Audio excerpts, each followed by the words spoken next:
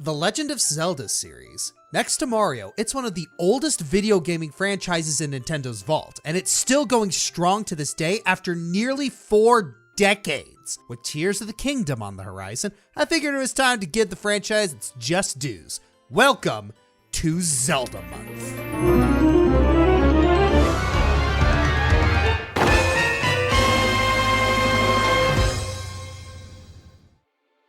Dungeons are oftentimes the highlight of a given Zelda game. They're where you go to get through the classic loop of getting the items, solving the puzzles, and beating the boss. Of course, not all dungeons are created equal. For every one that makes you want to go right back in, there's another that you never want to experience again. So because my team and I couldn't decide whether to do a best list or a worst list, we're doing both. Here are the top 5 best and worst dungeons in Zelda.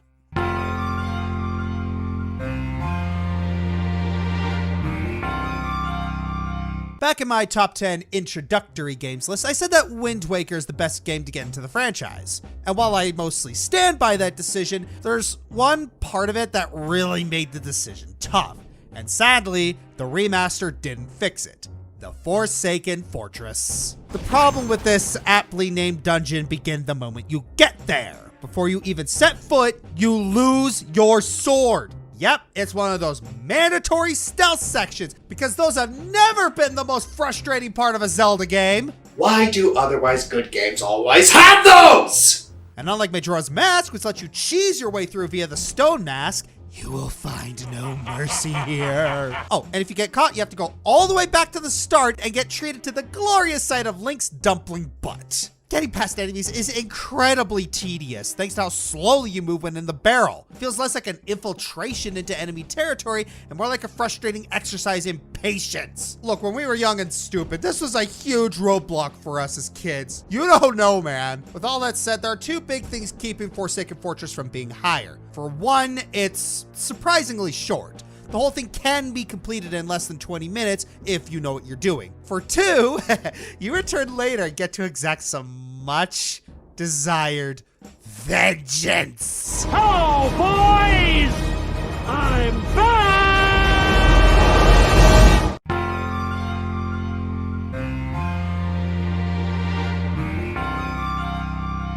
Man, I just had the weirdest sense of deja vu. Nope, we're not quite done with Wind Waker yet. So how's about we transition to a good dungeon from them? We're about at the halfway turning point in the game, so time to test our worthiness in probably the most complicated dungeon in the game, the Tower of Gods. First, a few steps back before you can think about exploring the tower, you gotta pull it out of the depths of the sea. Only way to do that is to find all 3 goddess pearls and return each one of those to the 3 triangle islands. They have other triangles around these parts. Once you do that, then the tower will emerge. And it looks freaking awesome the way it rises from the sea. Already off the bat, I love the ambiance of the dungeon. It feels like an Indiana Jones temple with over half the room submerged in water. This brings me to the tower's main gimmick, the water. A majority of the puzzles require you to place a statue on a button, but in almost every room, the water level will rise and fall. Using the changing water levels to your advantage, you have to venture through all 3 levels of the tower before you confront the boss. Along the way, you learn the command melody, which is a godsend for the fetch quest, and the hero's bow, which is a godsend period. I mean, we are a highly blessed champion, so I guess everything's a godsend. Seriously, the bow is one of our best assets no matter which Zelda game it is. Then there's the dungeon's final boss, Godan, the last challenge in the tower. The final grueling obstacle on your quest to prove yourself worthy to continue as Hyrule's hero. And his weakness is so freaking obvious. Seriously, just look at this guy in the eyes, yes, even the ham ones, and tell me you don't see his freaking weak spots. We literally faced this boss in Super Mario 64! Suffice to say, Tower of Gods is a really neat turning point in the game. It tested us to see our adaptability and how much of a sharpshooter we are, and laid the stage for the next arc nicely. Not gonna lie, even with the command melody, some of the puzzles get pretty annoying, especially with all the backtracking, but it was worth it to fully test our skills. Because face it, if you're gonna be the hero of Hyrule, you don't want to get rusty. Plus, it's nice to talk about a good water temple. Alas, I cannot say the same for...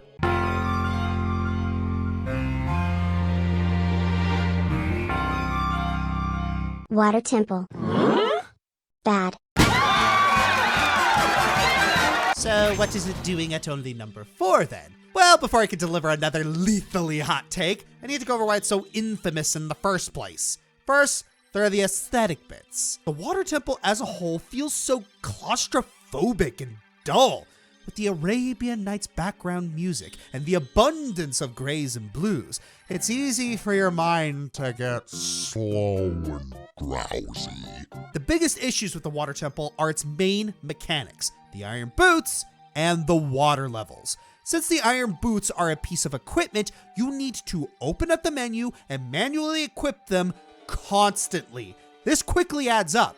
You're also only able to attack with the hook shot underwater, which makes these take even longer. And then there are the water levels, as in the actual levels of the water. In order to access certain areas within the temple, you have to raise or lower the water level at specific points. And like with the boots before, this happens frequently and can create a lot of backtracking. And that may highly help you if you go into an area without the water level you need and have to redo puzzles in order to fix it.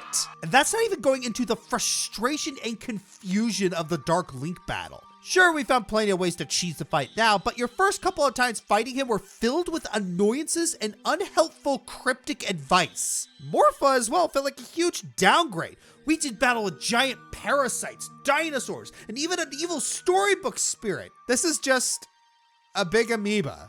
The backlash against the water temple was so fierce that the game's director actually apologized for it. Thankfully, the water temple was less annoying in the 3DS version due to being able to map the iron boots to your regular item shortcuts. For all its faults, though, I was more bored by the water temple than frustrated. I never felt like I wanted to throw the controller against the wall in anger, which is more than I can say for the next 3 worst entries.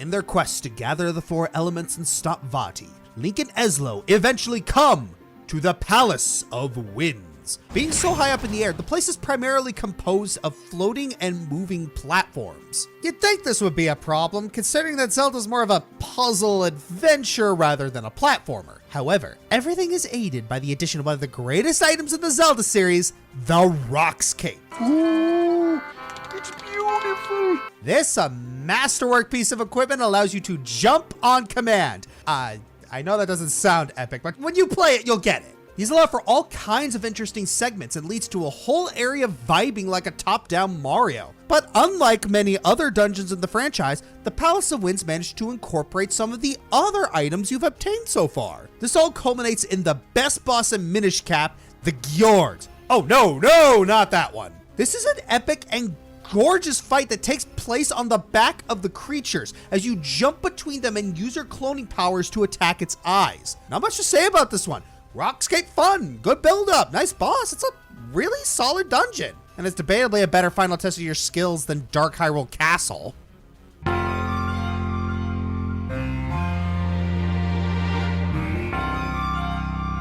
Link to the Past can be pretty grueling and unfriendly in a lot of ways. Even some of the first things you do can really hit you where it hurts if you don't come prepared. It doesn't get any easier because this game has an ice dungeon! Yay! Now don't get me wrong, I like a good challenge, but there needs to be a sense of fairness to it, or at least a good structure of progression. The Ice Palace forgoes all of that. Right off the bat, ice physics! Your movement becomes sluggish and slippery, and it makes it really annoying to fight enemies and dodge hazards, and it's everywhere! Oh, but it doesn't stop there. The dungeon is structured in a descending order, so you gotta make your way down 7 floors to reach the boss. And should it happen that you take too much damage down there and die, you gotta start all the way back from the top. I hope you like crawling back down each tedious floor with no shortcuts, because that's the kind of icing this dungeon puts on your cake. The only thing keeping this dungeon from being any worse is if you come with the Bombos medallion. It helps you sweep through some of the enemy rooms and can cut the boss fight a bit short. Even with that said, this dungeon is just not fun to go through. It's slow, it's annoying, and only adds to the bad rep that ice levels get. Think highly of the ice ruins in Link Between Worlds was so much better.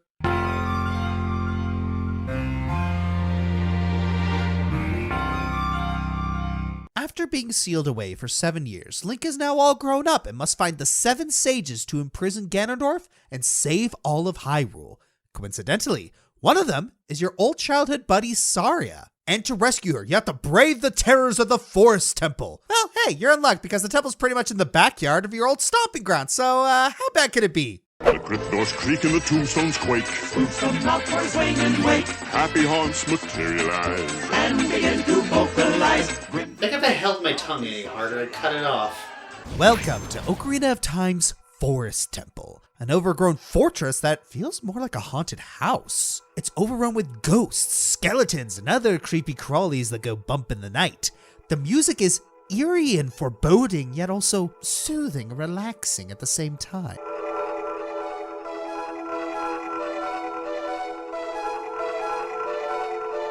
Arguably the creepiest part of the dungeon is the puzzles. There are switches that can twist and turn entire hallways and completely discombobulate a room's feng shui. Nothing is consistent, which can be very terrifying for those who like order, but you can't say it doesn't make things interesting. It's also within these moss-coated halls that you find your bow. Seriously, bless this thing. Also lurking within these halls is one of the best boss fights in all of Ocarina of Time, Phantom Ganon. Already the brawl gets extra points for its uniqueness. First, you have to wait him out as he rides his horse out on a series of paintings. Next, he comes back out to try and hit you with his beams, so you have to play a little tennis with him in order to stay alive. Wow! Wow! Wow! Wow! Between that blessed bow and the awesome brawl, I think what I really love about the Forest Temple is the ambience. It's spooky, unpredictable, and dangerously close to falling apart. Kinda like Hyrule itself now that's under Ganondorf's thumb. Gotta love that symbolism. Any dungeon that can give you the heebie-jeebies and yet still feel fun to venture through automatically gets my vote.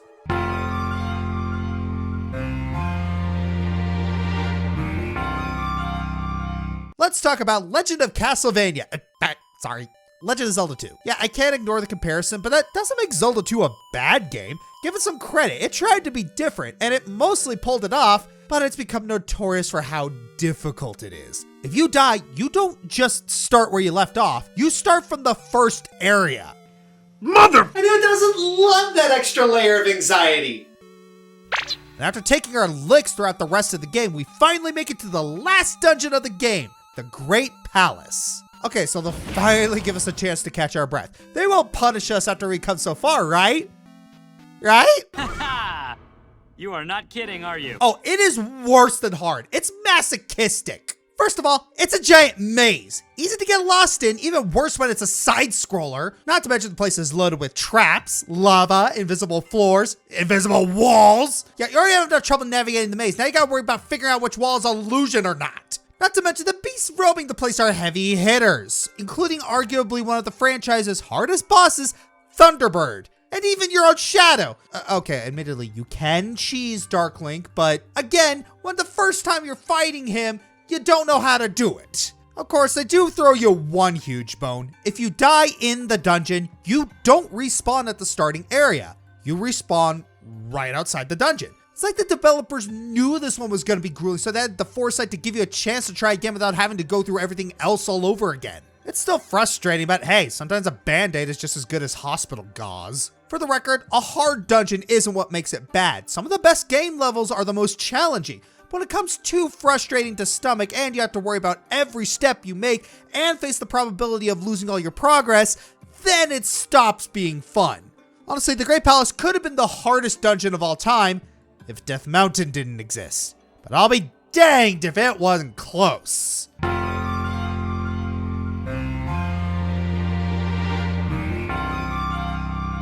Well, time for the one Zelda dungeon you've seen on every countdown about good dungeons or good water levels. Yeah, it's Ancient Cistern.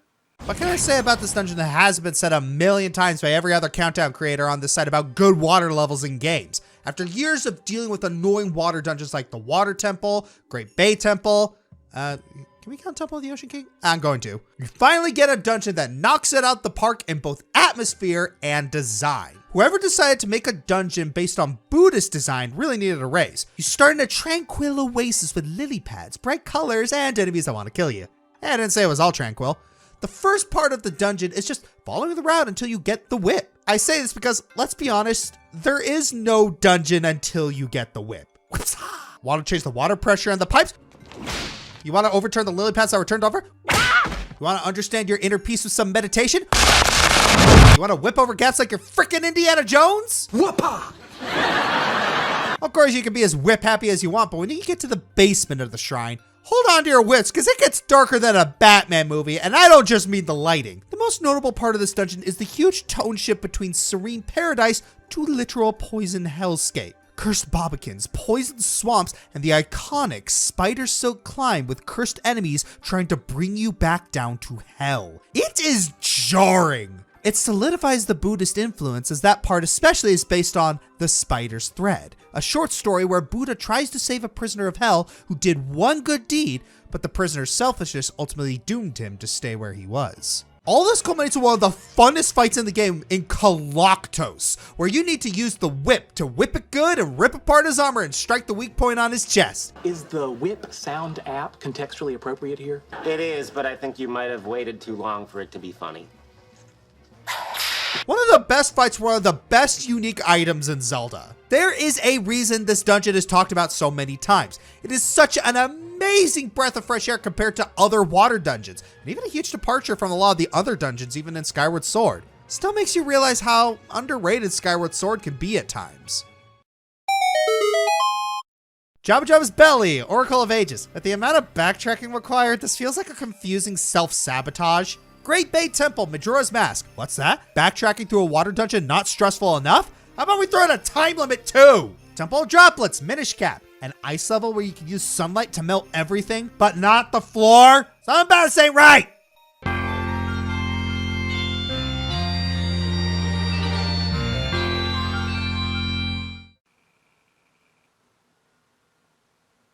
You're still here? Come on, guys, you know what it is. Like, why are you... Temple of the Ocean King. Go away. Do I even need to explain how bad this dungeon is? We've known for the longest time that Zelda loves to give us extra padding to the main story in order to think we're getting more content or to just break the pace. But as fans of Wind Waker and Skyward Sword know, that padding can just make the game worse in comparison. And the only thing that compares to Tingle's laundering in Wind Waker is this dang dungeon!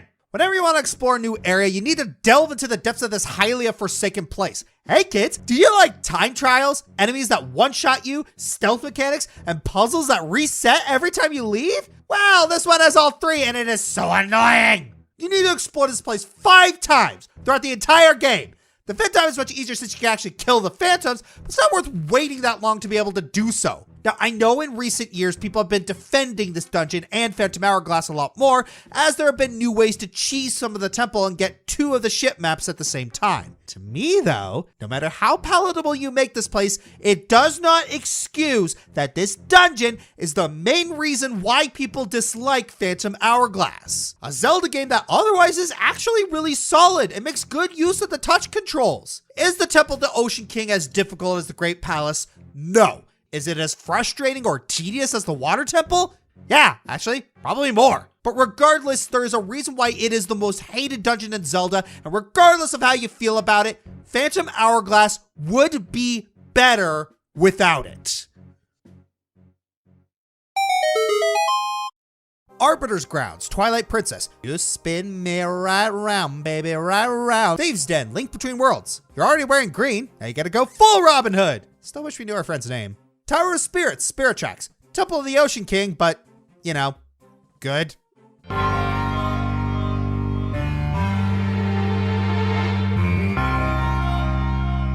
You know, for a game that doesn't invest a lot of time for polish, Majora's Mask has some surprisingly creative dungeons that really push the limits of 3D adventure mechanics. Yes, as bad as Great Bay Temple is, I do gotta give it props for its design and some good ideas. But if we're talking about a truly spectacular example, look no further than the Stone Tower. Standing tall as the prominent landmark of Akana Canyon, a land prowled by killers and undead, this bizarre dungeon has a lot of expectations to deliver, and it shows. This dungeon is filled with some of the most challenging puzzles in the series, really testing your environmental awareness as well as how resourceful you are. From switches that require the Elegy of Emptiness, routes that make use of every transformation mask you've obtained by this point, and of course, mirror shield puzzles. Ugly. Even the mini bosses are awesome. The Garo Master gives you a taste of what an experienced Garo can really do. And Gomez? It's a frickin' Grim Reaper! No duh, the fight's exciting! Of course, who can forget the big selling point of this dungeon? Yep, how else are you gonna reascend a tower that you already climbed, if not flipping it around? You get whole new layouts to traverse, as well as some puzzles that require you to flip the runes back and forth to solve. The whole dungeon is filled to the brim with throwback mechanics, and it keeps adding new flavors to each one. There's also a ton of really cool video essays delving into the design, symbolism, and art of the stone tower as a Tower of Babel analog, as well as enhancing the story of Ocarina of Time. Seriously, watch them. As for Twin Mold, it's a fine boss. Good challenge to beat with arrows and a fun romp to take with the giants fast. It's not as strong as everything else in the dungeon, but a solid bookend nonetheless, assuming we're not talking about the weird 3DS one. Ugh. Stone Tower is easily the most solid dungeon in the series. It's challenging, creative, and serves as a fantastic revision for all you've been through. Can't think of another dungeon that deserves the #1 spot. I'm Josh Scorcher, and, you know, these dungeons don't mean much without the games to contain them. Cut!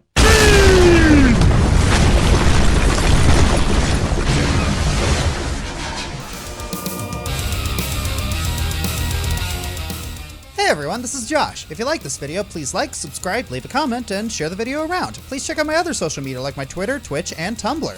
Check out my other channels such as Joshua Burner for reactions and other stuff, Dragon Fighter Gaming for tabletop, and Bob Equestria for cartoons. Consider checking below the video and donating to my Patreon, Streamlabs for my merchandise, or becoming a YouTube member. Thanks for watching.